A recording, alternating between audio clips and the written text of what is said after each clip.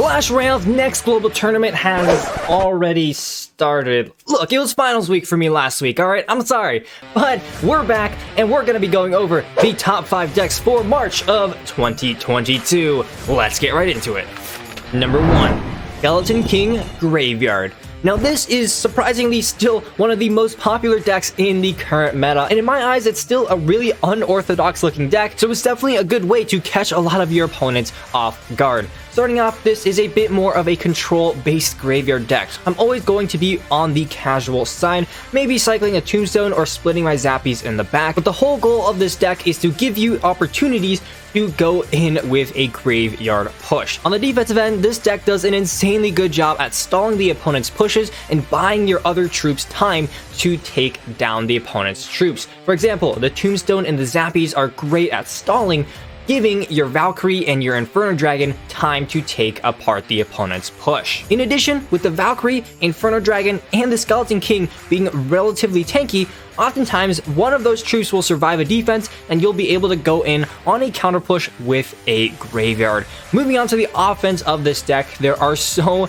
many options. Of course, the classic push is just a tank followed up with a graveyard, but there are a couple more synergies that you have to take into account. The first is that the Skeleton King's ability actually synergizes with the graveyard and the tombstone. Oftentimes when you have either a tombstone or a graveyard on the field, you're gonna want to play that Skeleton King down so that he can start collecting the souls of these skeletons that die. This will allow you to have sort of a 2-phase graveyard push, with the first phase being just your normal graveyard and the second phase being the Skeleton King's ability. As with most graveyard decks, the graveyard is pretty much guaranteed to get a few skeleton hits at the very least, and double and triple elixir time, you're just really trying to get as many graveyards down onto the opponent's tower as possible, slowly but surely chipping away at that win. Number 2, Golem Beatdown with the Skeleton King. Beatdown has not been meta for a long time, so definitely another option that can sometimes catch your opponents off guard. The main goal is to build up a massive push that will overwhelm your opponents. Therefore, at the very beginning of the match, I'm always looking for opportunities to either just straight up play a golem at the beginning or sack a little bit of tower damage and invest that into a big golem push. So when it comes to building up your offensive pushes, there are definitely a couple of options. Of course, you're gonna mostly be going in with your golems in the back and supporting it with your support troops, but depending on what counters your opponents have, you're going to want to use different support troops. For example, if they have like a Sparky or an Inferno Dragon, it's important that you save elixir to either have the Tornado or the Lightning to reset those troops. In addition, the Skeleton King also synergizes with the Night Witch and the Tombstone, with the bats and skeletons spawning, all feeding souls to the Skeleton King. Pretty much any combination of troops in this deck is an effective offensive push, so once you sort of get the feel of when to use which troop, the offense of this deck is going to be completely unstoppable. Now moving on to the defense of this deck, your first line of defense is almost always going to be offense. Oftentimes you're going to want to take a little bit or even a significant amount of tower damage in order to build up your golem pushes, but I'm not saying that this deck can't deliver on defense, because it definitely does. First off, Tombstone, always save that card for any sort of building targeting units. Secondly, the Baby Dragon and the Skeleton King will take care of splash control. Combining that with the Tornado is going to be extremely effective here. And then the Night Witch is always useful for single target damage. All in all, a pretty fun and simple deck to play, but definitely a top choice for this meta.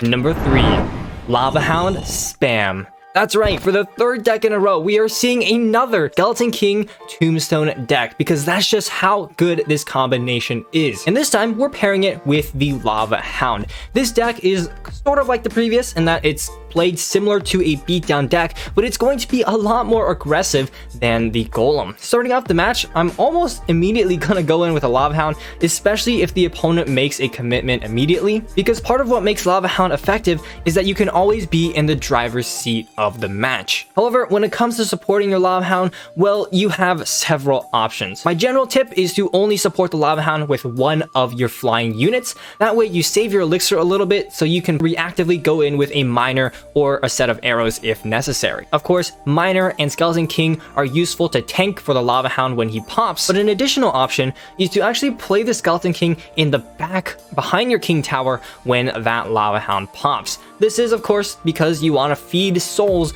to the Skeleton King, and getting that ability charged up to the max is going to do absolute wonders both on the offensive end as well as the defensive end. Speaking of the defensive end, this deck is a little bit weaker, being a mostly air deck, but you do still have the Skeleton King, the Tombstone, and the Miner as sort of your ground stalling units. Then you're going to want to use your air units to begin damaging the opponent's troops down. Again, a lot of units in this deck are relatively weak to medium spells such as the Fireball and the Poison, so it's very important that you space those units out properly. All in all, as long as you're trying to be the aggressor in this match, you're going to find yourself getting a lot of wins.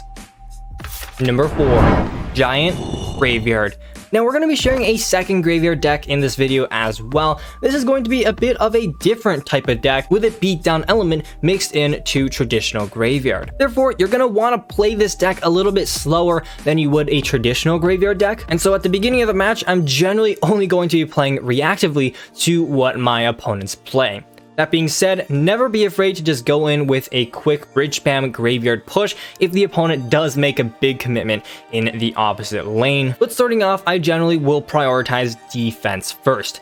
Now, with the defense of this deck, you're going to really want to take advantage of that Archer Queen. Of course, if the opponent has a Lightning, that's not going to be as much the case. But of course, you also have the Skeleton Army for high output damage, the Dark Prince for splash, and the minions just for some additional air control. In my opinion, the better you can protect your Archer Queen on defense is really going to define how well you can actually defend with this deck. So that's just something that you guys should keep in mind. Moving on to the offense, the thing I love about this deck is you can play it multiple ways. Of course, if you have surviving units off of a defense, well then just play it like a traditional beatdown deck. Go in with a giant at the bridge and have him tank for your surviving units. But alternatively, you can also play it like a graveyard deck as well, building up a giant in the back, and once the giant crosses the bridge, going in with the graveyard with the giant tanking. This is such a tough combo, especially when you have the arrows and the snowball to take care of swarms, but the one drawback is that you don't exactly have a big spell.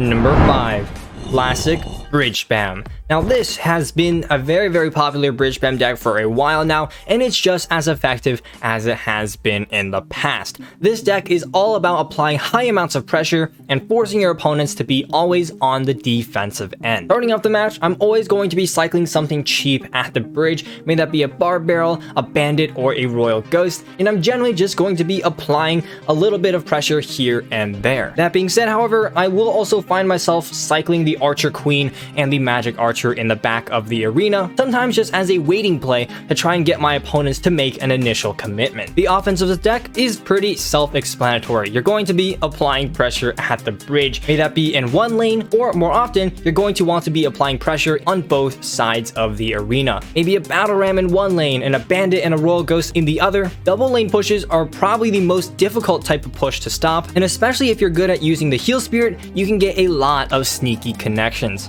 Moving on to the defense, this deck is also very solid because you just have so much high output damage built into this deck. The Archer Queen, the Elite Barbarians, and the Bandit are extremely solid and deal so much damage, and combining that with a well-timed heal spirit can be essential in pulling off some crazy defenses. The only major weakness with this deck is against heavy air decks such as Lava Hound or Balloon, and in those cases you're going to mostly try to play defense with offense, forcing your opponents to spend elixir on defense so that they cannot support their air heavy pushes. All in all, a fast and aggressive deck that is very difficult to stop when played correctly.